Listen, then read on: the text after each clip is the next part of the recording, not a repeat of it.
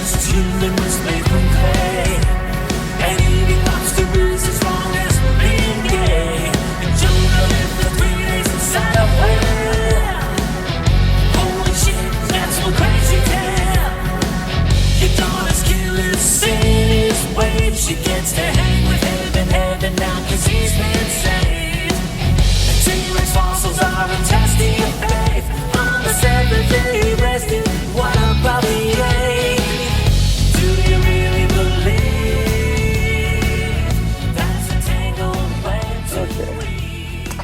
Hello, I'm Tom, your friendly neighborhood atheist, and this is the Theist View, where I talk to theists about what they believe and what they think about atheism. Today I have Sterling Contreras, who are you, Sterling? Hi, I'm Sterling Contreras, to begin with. I'm an undergraduate philosophy student at the University of Colorado, Denver. I'm a Catholic, and I'm just here to talk. That's who I am. So we're going to start off talking about your faith and your church, and then we'll get into atheism, what you think of that. So beginning, at what age did you really connect with the idea of God? That is, when did you stop just accepting that God was real from what you're told and really believe, feel it that God was real? Well, I grew up agnostic, mostly. I should say that I grew up with a family who didn't practice any religion. So we didn't go to church, nothing like that. We just, we really didn't do anything. We did the American Christian holidays, as it were, Christmas, Easter, but they didn't have any religious connotation to them. It was all about Santa, all about the Easter Bunny, things like that. And so I didn't really start thinking about Christianity or religion in general until I was about 14. And I really got into the question of whether God exists via, first just having that kind of thought about whether he does, and then going on many atheist forums, mostly atheist forums, and just like posting my thoughts. And obviously I got eviscerated, even though I wasn't even really taking a position. It's just that I had some thoughts as a 14-year-old. So your 14-year-old thoughts aren't very mature, I should say. But that's really the age that I started thinking about it. Now, did something lead up to it? Was there anything that led you into having a stronger opinion? I really wish there was something that, was bam, just think about it. There was really no specific moment. I remember first starting to think about it in an English class, where we were just talking about, what you learn in a freshman English class, like dystopian societies and things like that. And actually, I guess, maybe it was my reading of Brave New World, and their kind of the idea that in the society, the dystopian society of Brave New World, one of my favorite books, it's not that they don't believe in, it's an official atheistic stance, but what the world controller says is that God very well may exist, he's just irrelevant to their time. So I thought that was very interesting. So perhaps that was it. Would you say your faith has changed at all since you were 14 and that initial dive into theism?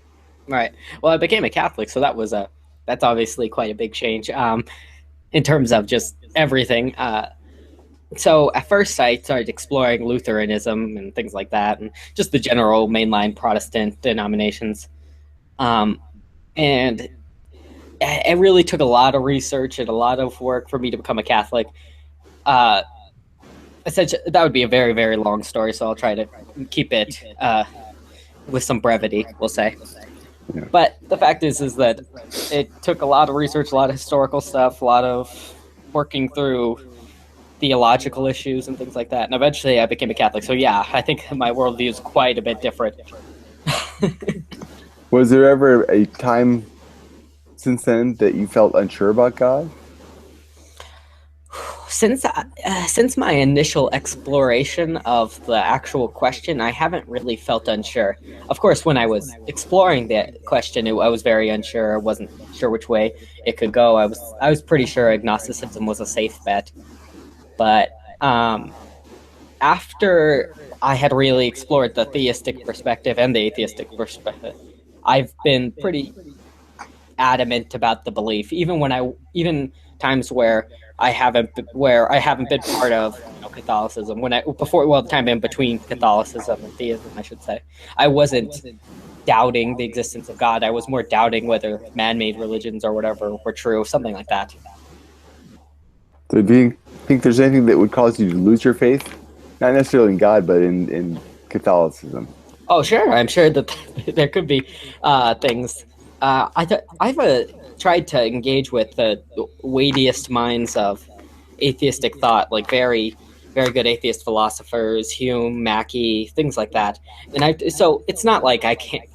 So I don't have the perspective that only atheists are idiots or something like that. I see very intelligent atheists as I read their writings, so I'm sure that there's something that could cause that. I just hope it wouldn't be something emotional rather than intellectual. I would hope if I did change my mind, it would be intellectual.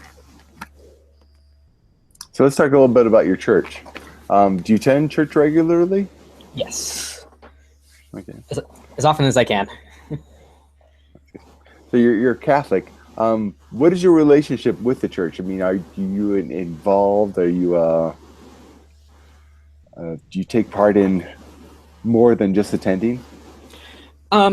So at a time, I try to get really involved with confirmation and with like confirmation classes and things like that, helping out the youth, and it's just kind of difficult to get involved, especially when you're a college student. So I've had a lot of hard time with that, and especially with they don't necessarily want somebody who is educated in philosophy. They want somebody who knows their catechism really well, knows how to connect with younger kids, and I don't necessarily fit that type of qualification. So I felt personally that I would be better for talking with adults. So that's mainly what I do in terms of talking with people. I talk with adults. I don't generally talk with children, and the parish is very concerned with the children because that's where you lose most people. Yes. So, being a student on campus, do you proselytize at all? Not on campus, usually. I generally or other places? Yeah. Well, I go to groups, that have like meetings between atheists and Christians, and we talk about it. I generally don't feel that something like open, like preaching and things like that work very well. I find that they're just turn people off. So generally, when I talk to people about God, I actually try like a Socratic method of questioning their assumptions rather than going like some kind of positive route. So what's your favorite go-to argument about God? What do you use to try to convince people? Well, you see, I have a friend named Adam James. He's a very me and him both talk about Thomist philosophy a lot, and he's a philosopher as well. And he once said that it would take a book for me to explain an argument adequately. So the fact is that that's the reason why I prefer not to just like splurt out some kind of argument. Instead, what I do is I like to question the assumptions of the person rather than go to an argument. Generally, you start with philosophy of science, and you question their philosophy of science and work from there, rather than some positive argument. Good plan. Okay, so speak some about atheism.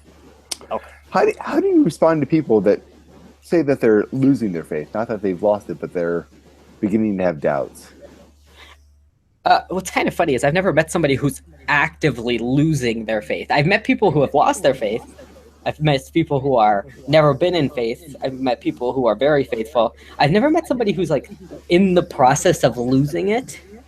I find that they very much don't reach out very much. If you read like somebody like John Loftus, I don't really like him very much, but we'll just use him as an example. He didn't reach out intellectually. He had a personal problem, and he didn't ask people for help. And that's been my experience mostly. I find out somebody lost their faith rather than they just, rather than they like, come asking questions and all of a sudden they lose their faith. I've never met somebody who is like that. Most of them go from, if they lose their faith, most of them don't become atheists, from what I can tell. Most of them become like some spiritual person or something like that. Yeah. So how do you react to people who declare themselves as atheists? I would congratulate them for actually looking at the issue. A lot of people don't consider the issue, and that's a big problem. They just kind of go along life and just take the question as either unanswerable or not worthy of consideration for whatever reason.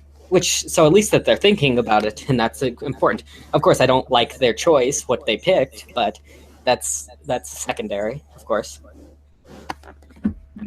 Do you think atheism is I sometimes say dangerous, but do you think atheism has a negative impact on society? On society? Ooh, that's an interesting question. Yes. I do think, obviously, I mean, dangerous and harmful to society are a little bit different. I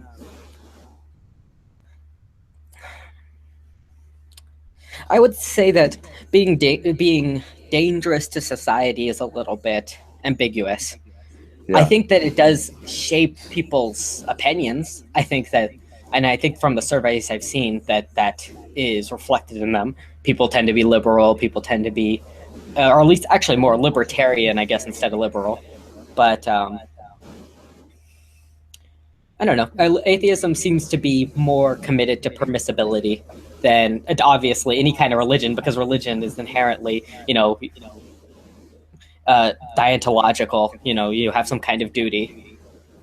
Well, not necessarily for atheism. So would you say atheists don't contribute as much to society?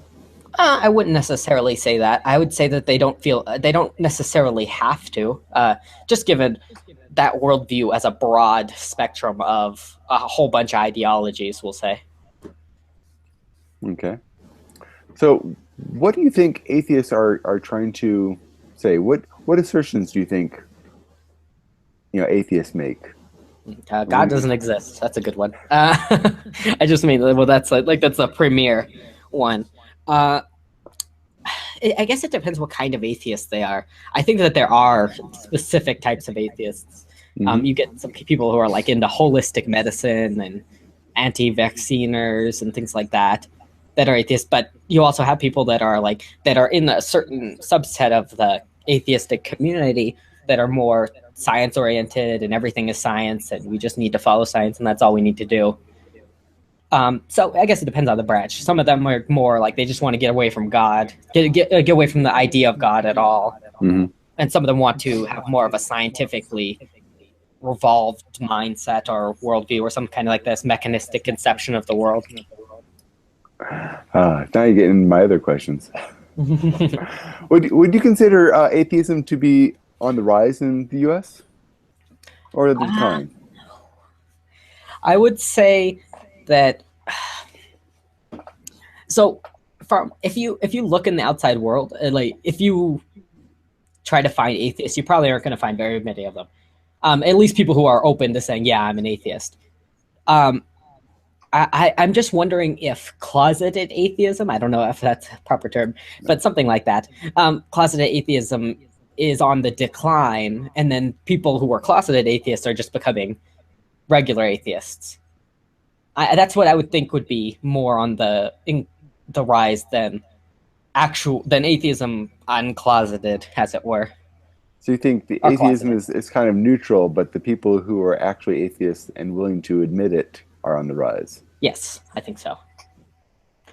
Do you think that's a worldwide or more so in the U.S.? Well, certainly I think especially you have this closeted atheist phenomenon in Europe. I think that the Enlightenment at first, it kind of it allowed the people to be atheists in their mind, but not necessarily in public, because it was still heavily Catholic culture. I mean, still to now, if you really want to consider it, but I think that's really on the rise in Europe. In America, I think fundamentalist and evangelical Christianity is fundamentally who's coming prey to this type of idea. Mostly because of the internet, I think. Now, when you say prey to the idea of they're succumbing to atheism? Yeah, I think so. I think that ultimately the fundamentalist tenets are just incredible. So like it's just not something that was traditionally believed, and unless you're an insular community, I don't really see how you could hold those type of views for very long. They just don't seem like they fit with the real world. They don't seem like consistent with other beliefs that those very people have. And unless you're just surrounded by those type of people, I don't really see those beliefs as surviving. They just don't seem reasonable. So, other than not believing in God, what do you think the atheist worldview is? Ooh, that's interesting. I think that atheism is very varied. There's obviously kind of stereotypical. I don't know. At the age of the internet, it's like fedora wearing atheists, something like that. Uh, but in general, there are different groups of atheists, I would say, and um, I guess I'll just address the one that I come in contact with the most, which is like the scientific atheists, and those are generally people like I don't know. Sometimes they don't declare themselves atheists. I have a feeling Neil deGrasse Tyson is one of those people. Um, just science. That's all we gotta do. We just gotta do more science and science and science, and that's gonna make us better. I think that, and that's one type though, and there's many types of atheists. Okay, I was going to get into science. So, I take it you don't consider science to be part of atheism. No, no, I do not. uh, I find that atheists generally examine a lot of things about Christianity, but they don't examine very much about science.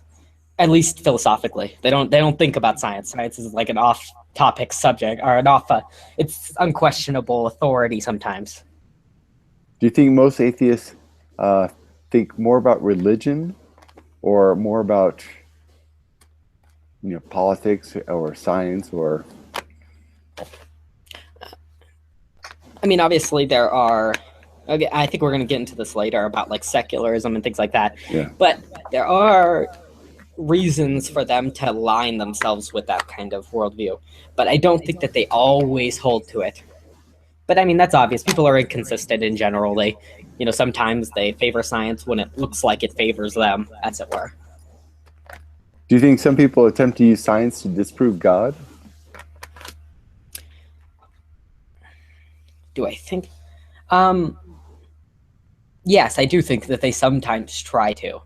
They try to say, if it's not empirically testable, it doesn't exist, essentially. So, I mean, I guess that's a way of trying to disprove God. I don't think that they don't like. I don't think they explicitly do it, but that's one thing that they try to do. I think. Do you think, in general, atheists try to disprove God? Atheists? Yes. Oh, yeah, sure. I mean, well, there's some of them that are. There's just not. This is kind of a personal note. There's just not very many good arguments for atheism. There's a lot more arguments for why you shouldn't be a theist rather than why you should be an atheist. You see what I mean? Like, there's not really that many besides the problem of evil, I can't think of very many famous arguments where you say, like, you should be an atheist rather than you shouldn't accept theism because it's, I don't know, some epistemologically untenable or something like that. Do you think there needs? Oh, go ahead. I'm sorry. I said, do you think that there needs to be an argument to be an atheist? Do you think people need a reason to be an atheist? Okay, so I'm going to distinguish between two types of atheism here. And there's a way in which a cat is an atheist, and then there's a way that you are an atheist. You see what I mean? Yes. And for the difference is obviously like some kind of ignorance and some kind of not really even considering the idea. And obviously, if you don't consider the idea, you don't need an argument because you've never even thought about it. But in order to be committed to the like ideological tenet that God does not exist, then I think that you do need some kind of reason to believe that. Maybe not necessarily an argument. Maybe like it's epistemologically untenable to believe the opposite or something like that. But you need some kind of reason to believe it, at least. Reason to believe. That God doesn't exist, essentially. Or that preposition. Okay. Well, keeping on the science theme, let's talk about evolution. Ooh, fun. Do you think all atheists understand and accept evolution?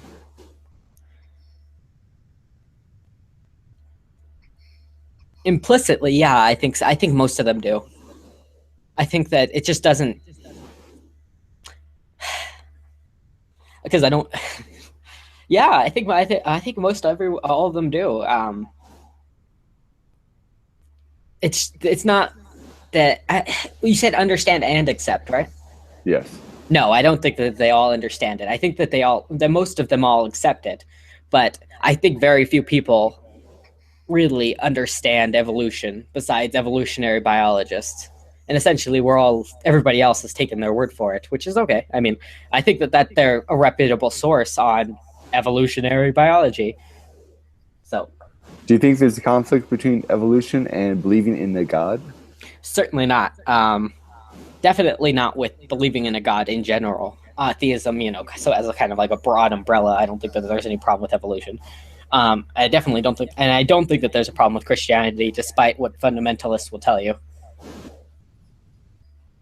Yeah, I find Catholics tend to be more accepting of evolution. Because we were there from the very beginning. We were like, yeah, let's look at and see if it's true. And everybody and the rest of them were like, no. But So let's get a little bit more into your perception of atheism. Why do you think most people become atheists? I think it's And that's distinguishing between those who were never brought up to believe versus those who did believe and stopped believing. right. People who are never brought up to believe often don't consider the question.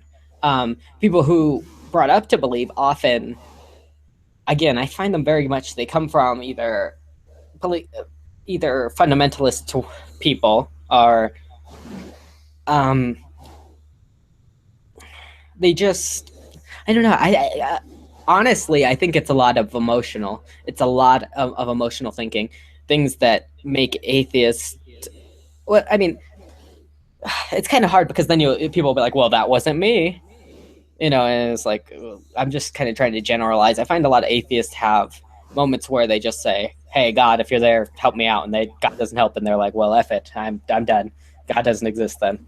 And then and I think this is true with Christians, by the way. I think people, a lot of times Christians, they become Christians because some kind of event happens and they're like, well, that means God exists or something. It's kind of, confirmation bias. You think that, or maybe even you justify your opinion afterward, this happened and I don't believe it now, but I need to justify that.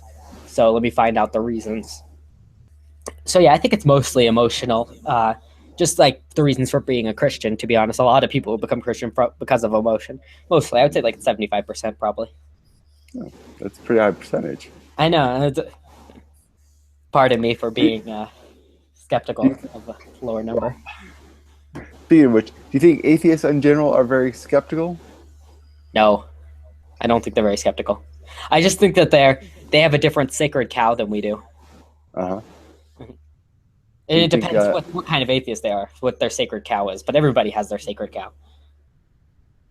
Do you think, in general, atheists accept that there's not a God versus really thinking about whether or not a God actually exists? See, I try not to associate what I see with people online too much with what's real life, but from my experience, they're much more interested in making fun of people who believe in God on the internet, at least. In real life, I've never met anybody like that, that just makes fun of people who are religious. And so I don't think that most atheists consider the idea very often. Once they made their mind up, they made their mind up. Yeah. And most issues, people do that too. Yeah, anonymity leads to a lot of ridicule. Yeah, you should. I mean, definitely. If you see people like, I'm going to get a lot of hate for this, I imagine, in your comment section. But if you see people like Dark Matter Guy and the Amazing Atheist, these really lowbrow, anti-intellectual critiques of arguments that are ridiculous. Um, it's just anonymity. If it gets popular because you're attacking something, it's like, oh, it's Yeah. exciting. And they Well, very rarely try to engage their critics. Instead, they just make a response video and just attack each little segment as they see fit. yeah. I think a lot of people will agree with you on Amazing Atheist, but maybe not so much Dark Matter. I don't want to be. I don't. Whatever. Okay, we'll Yeah. move off of that. It doesn't Well, matter. do you think atheists are lying when they say they don't think that there's a God? Lying. Ooh, that's an interesting question. What do you mean by lying? Like, do I think that they secretly believe and they just are like shaking their fist? Yes. No, I don't think that's the case. I think that, um, And I ask this because um, some hold the view that it's not possible to be an atheist. right. That you can't really believe that there's not a God. No, no. I You think that just you can believe that say there's not a it. God. I just wonder. Okay, so a lot of times in the Bible, we'll talk about how people uh, say that they don't believe in God, and really that they're ignoring God. And I think that that's a fair conceptualization Mhm. of what the problem is, in the sense that I think that people aren't really open to the idea. Either way, I think that a lot of Christians aren't open to the idea of atheism. Maybe I'm okay with that because I'm a theist, but I mean, but the point is that neither side is really open to the other side until they get, I don't know, some kind of epiphany or something like that. Um, so the Ten Commandments. A lot of people consider the Ten Commandments to be the moral backbone to their faith. What do you think most atheists think of the Ten Commandments? Well, aside from you shall worship no other god beside me, I think that they generally would agree with most of them as like general principles. Of course, I don't think that they would be as committed to those ideas. Like they might be interested in considering them or debating them, whether that they're good principles in general to follow. But I mean, I don't think most of them have a problem with the Ten Commandments in general as like some kind of principles to hold. I guess what I was getting at. Do you think atheists?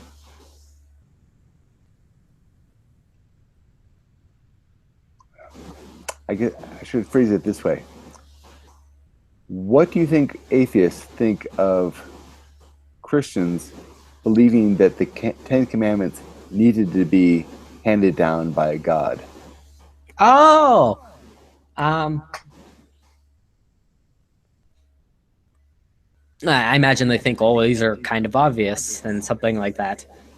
I would take like a different view. I don't think that quite a few of those commandments are not just like like obvious things, especially when you get into somebody like Peter Singer, um, atheistic moral philosophers and things like that. Mhm. I mean, they would say a lot of those things are okay, just because I don't know, like happiness and.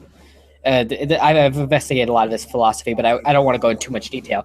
But just the idea that a lot of the conceptions of morality that we have do come from Christianity, at least in terms of Western civilization.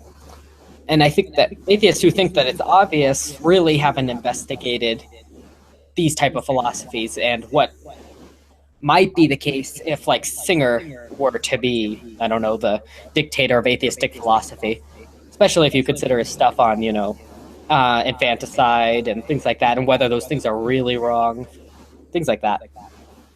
So no, I don't think that they're obvious or something like that. Not all of them, at least. So, what do you think of atheist morals? Do you think atheists have morals? Oh, I was thinking about this one when I read it. I was like, uh, okay. So I try to distinguish between like mores and morals, right? Like culturally acceptable customs rather than things that are right and wrong, or at Uh, least considerations of right and wrong. And obviously, I think that atheists have both. I think that they have morals that they think are right or wrong, and also custom culturally accepted, things that they do. Um, So actually, no. Now, seeing the other question, actually, let's. Yeah, I think so. We'll just say yes to that, and then we'll go to the next one. And where do you think they get these morals? They mostly inherit them. I mean, most of our beliefs come from our parents, and they come from our society and things like that. Even our religion, if it that's a moral backbone of a country. So yeah, I think that's mostly it's culturally inherited by them. Okay. There's obviously some. I think there are actual moral principles that we need to follow. Um, but even to some extent, your culture can affect that because they can say if you're turned so far away from that, it doesn't black and white doesn't matter. It's just whatever you see. So do you think religion needs to be, I guess, the foundation of moral behavior, even if it's handed down? No, I think that religion is obviously important and obviously tells people good moral principles in general. Um, it's just that I could conceive of a morality that didn't depend upon some kind of moral lawgiver. Let me put it that way. Mhm. Okay. So let's move on to death. What do you think atheists think of when they die? Uh, Or what do you think they think happens when you die? Most of them believe that Yeah. you just go poof, like you just you disappear. You don't exist anymore, or at least your consciousness. So you some kind of brain death, as it were. Um, And, yeah, and what do you think happens when we die? I think that we're judged and that we go to purgatory. Most of us, at least, and then we're cleansed and we go to heaven, or we go to hell if we don't believe in God, basically. So what do you think of the atheist view of death? I think we go poof. At least an No, atheistic view. but no, I mean, better phrases. Do you think how atheists look at the idea of death is more helpful or harmful? Helpful or harmful? That's interesting. I definitely think that there is benefits to the Christian view of death, and then there are a lot of different reasons for that. Particularly because even, I mean, if you've ever read something like Paradise Lost or Dante's trilogy, um, a lot of our great cultural works comes from exploring this idea. I mean, if you go poof, that's not a very interesting story. Um, and I do think that it teaches things. Even let's say that it's not true. Let's assume that we just go poof, right? I do think that there are values to having that conception, like a lot of different things that it teaches about what's right and wrong, and about forgiveness and being humble and things like that. I think so. I think that there's value outside of that. I just don't see any favorable things about thinking that you just go poof either way. Even if it is true, I'm saying. So do you believe we have a soul that lives on beyond us? Sure. Yeah. Yeah. Definitely. Uh I want to clarify that it might not be the way you're thinking. Just because I don't know. There's peculiarities Well, to the way we think about let me soul. put it this way. Do you think there is a soul that is specific to you with your memories and experience, or just a general soul that is your life force? Uh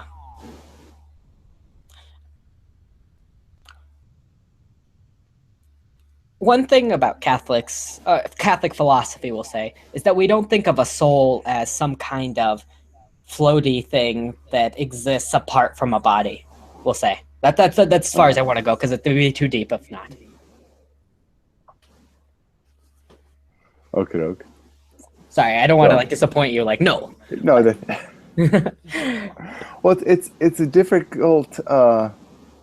Most people don't define what they think of a soul. Um, they think the soul is them, that they will go on to heaven and they will experience heaven as themselves. Um, I think that's true. It's just not in the way a lot of people consider it. Like again, I'm imagining some kind of floaty immaterial substance that is like going up to heaven, and I don't yeah, know. And that's not the way that the yeah, Catholics conceive of it. So I just want to be clear on that. yeah. I guess the point I was getting to was that as opposed to reincarnation, that believes the soul is basically a a placeholder for existence. That the soul carries on to the next individual, but basically carries on the debt of the last inhabitant of it. Not necessarily that it's a Hmm. physical or floaty thing, but just it's a they don't find it to be specific to the individual Right. other than the debt that it carries. It, it, Uh, it carries no memory of right. the last inhabitant of it. I don't want to be rude to them or to people who believe that. I find it a little bit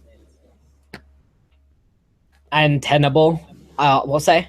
I just Okay. don't see any reason to believe it. And I see a lot of reasons not to believe that it works that way.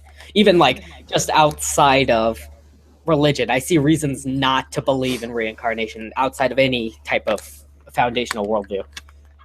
Okay. Fair enough. So let's get into secularism and politics. What does the term secular mean to you? Often it's used as an adjective for atheistic. Not always, but I sometimes the words are interchangeable. Essentially, it means excluding religion. It just means because then you have like secular humanists or something like that. But yeah, generally it just means excluding religion. Okay. Do you think the government is secular? Uh, do I think it should be, or do I think it is? Do you think it is? Yeah, it,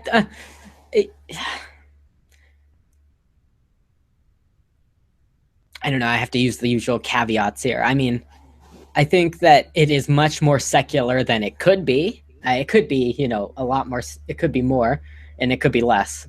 But Well, do you think it should be more or less? I should think it should be less secular, obviously. And just in terms of, a lot of people really cling to this Americanism, which is a heresy, by the way. That like the government and the church always separate. There should nothing be, there. Like they should be completely separate. This is your private. This is your public. And that's an idea that I think is leads to atheism. Actually, I think it does when you separate some kind of private and some kind of public life like that, like in that way. I may cut this out, but in England, where religion is dictated, you must be part of a church. They have a very non-secular government. They have the highest percentage of self-proclaimed atheists. And I would say, I remember medieval Europe. The church had a lot of power. That's what happens. That's what that if the church really has power, that's what you get. Theists mostly. Anyway, besides the point though. So, how much do you think religion plays a part in American politics, especially now considering the most recent election? Oh, I'm afraid. I'm actually afraid for America. Um, You and me both. I'm a Republican, at least in some principles. We'll say now, but the election of Donald Trump shows a drift away from American politics, or from Republican politics. We'll say away from religion, away from the evangelical wing of the party. Hmm. And it's not, I don't even agree with the evangelical wing of the party, but it just shows that there is some kind of secularization in politics. When somebody like Donald Trump can be elected, you know that there's a problem. That I agree with. Not necessarily for the reason, but I agree that there's definitely a problem. Do you think there are many atheists in politics that have just not come out?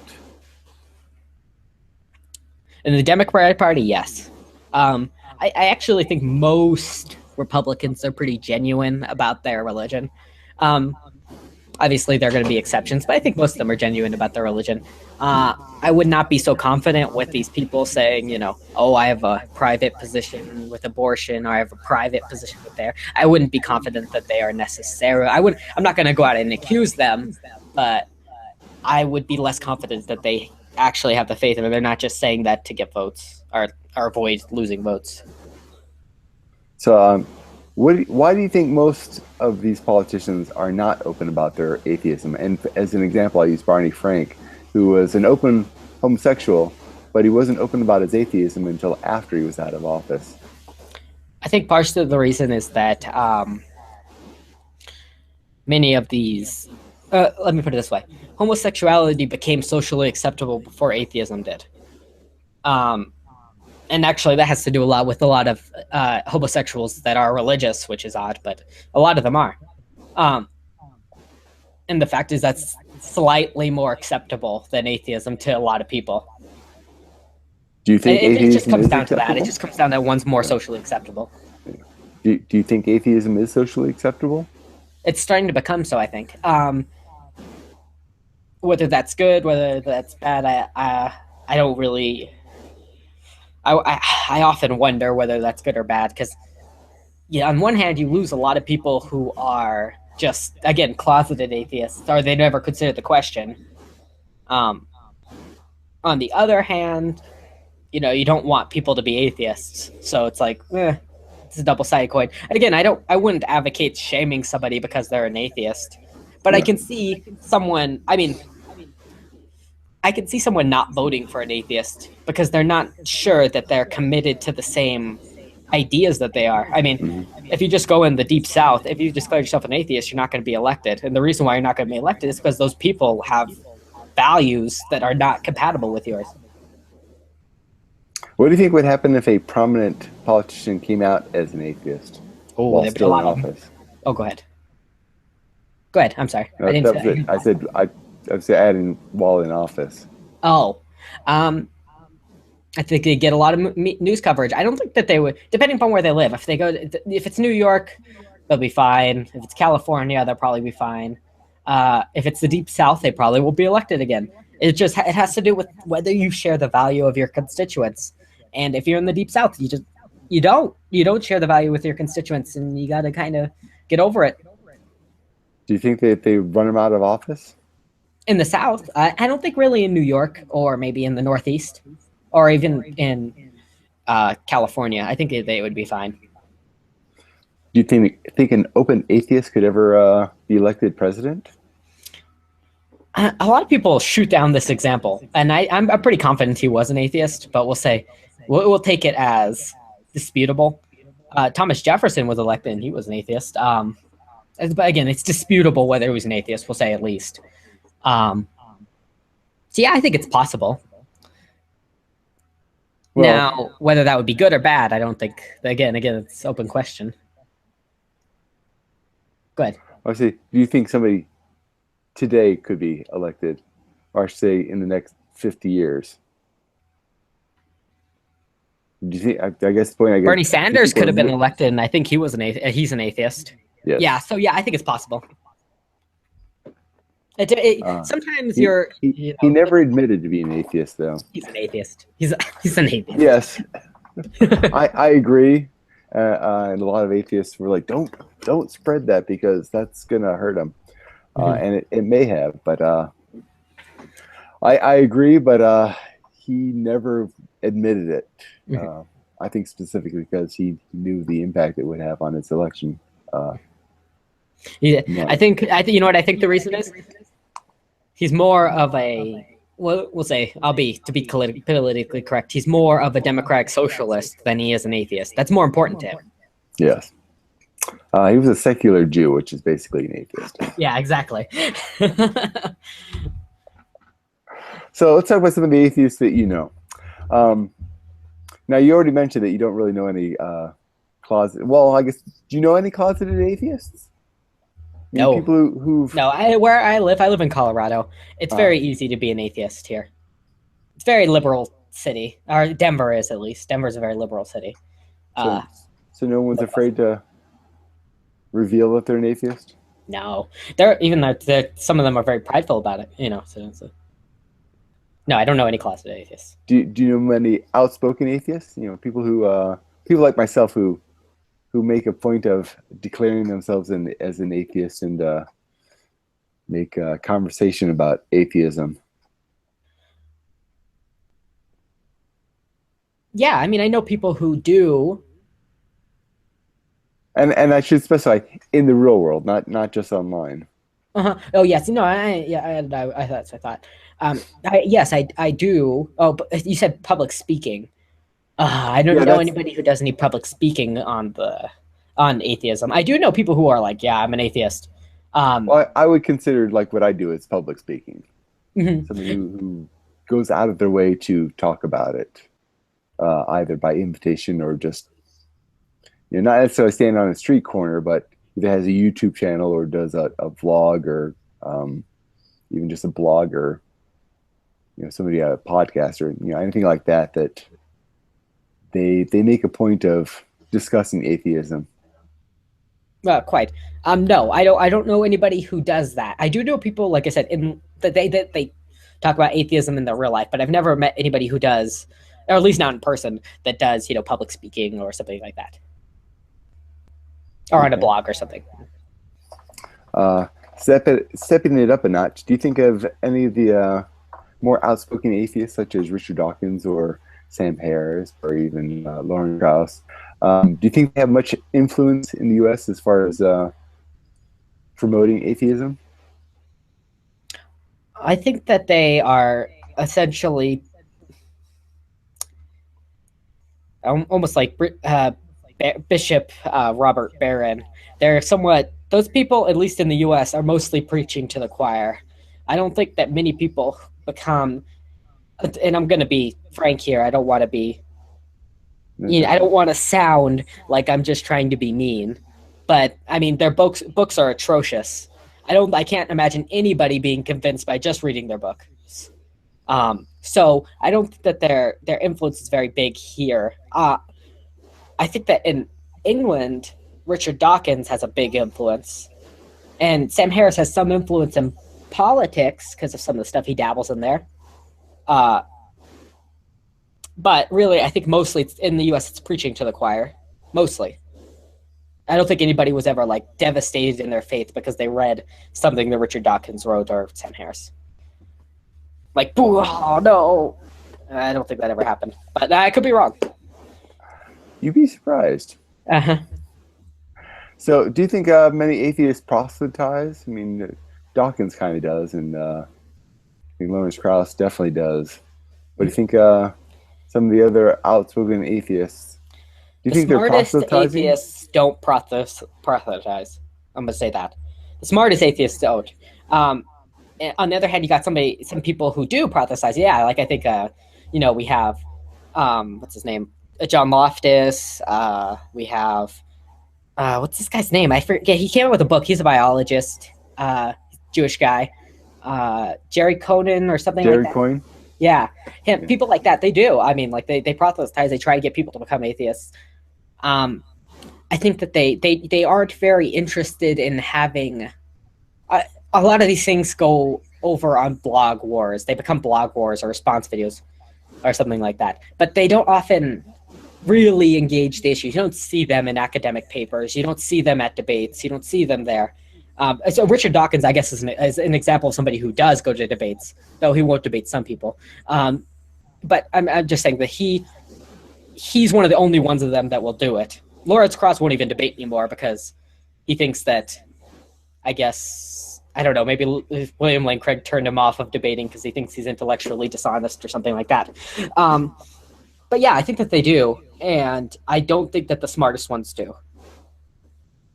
Smartest ones, they stick to academic papers, and they are very smart. I'm not, gonna take anything away from them. Yeah. So those that do, like Jerry Coyne, what do you think their objective is? What do you think they're trying to gain from it?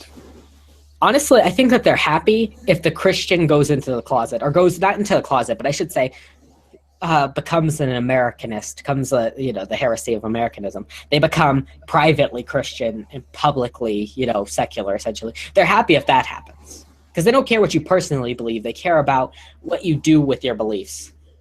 Yeah, and I think that's what they want. They would rather, or if they become atheist, I mean, they could become atheists, but I don't think they expect anybody to convert immediately to atheism. I don't know, convert to atheism, disconvert. I don't know. So, what methods do you think they use? What do you think they're? I mean, do you think they try to encourage people to think scientifically, or think critically of God, or to question their faith? Generally, this is what they do. Or just tell them that they're wrong and they shouldn't believe that.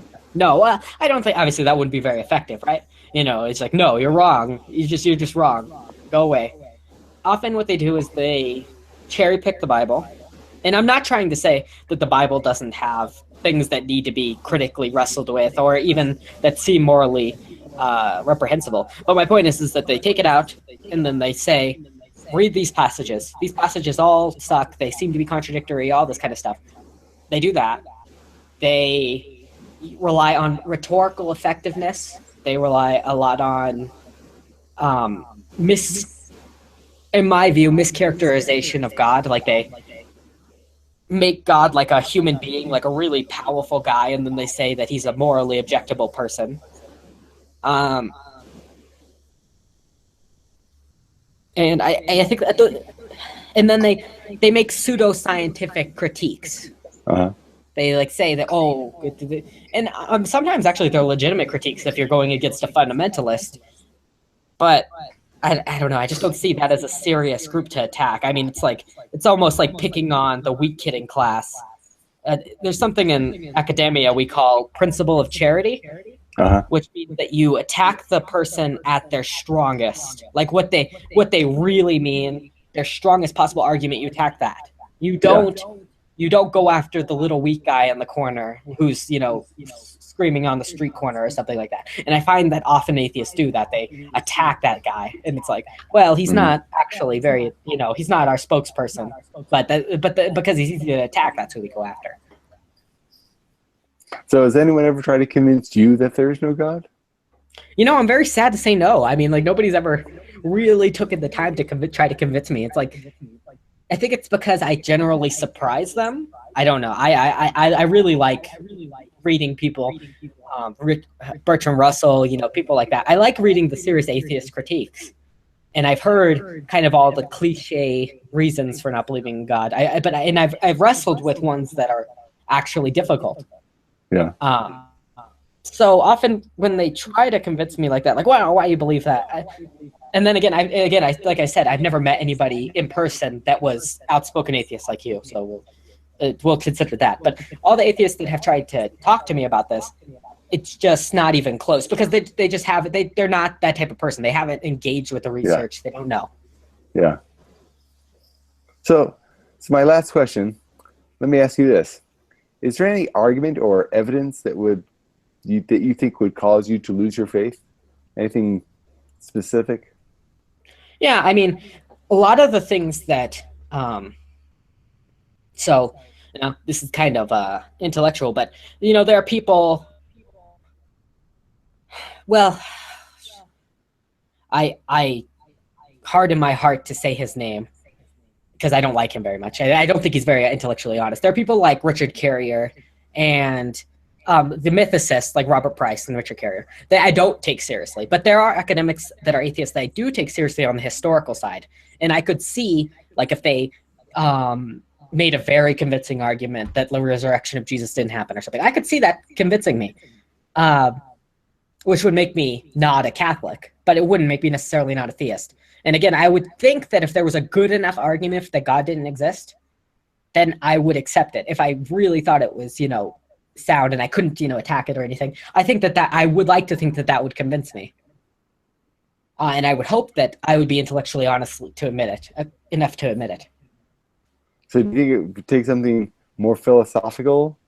Oh, yeah, definitely. Or do you think there could be anything evidential that would cause you to lose your faith? I don't know. I'm not sure what evidence there could be against the existence of God. I mean, it's like, I've always said that I don't think that science is ontologically committed to anything. Like, it doesn't discover what exists. It only explores what we know exists. So, Very good. I no, I don't think that evidence per se could convince me, but I think arguments could at some point. Well, very good. Well, Sterling, I thank you very much for sitting down and talking to me. This has been the Theist View, and we've learned something interesting. And I'll catch you next time.